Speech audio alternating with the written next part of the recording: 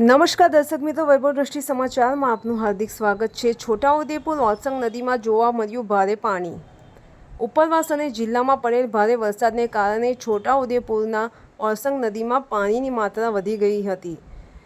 પાણીની માત્રા એટલી હદ સુધી વધી ગઈ હતી કે ઓરસંગ નદીમાં બનાવેલ ચેકડેમ પણ પાણીમાં ગરકાવ થઈ ગયો હતો। ધન્યવાદ।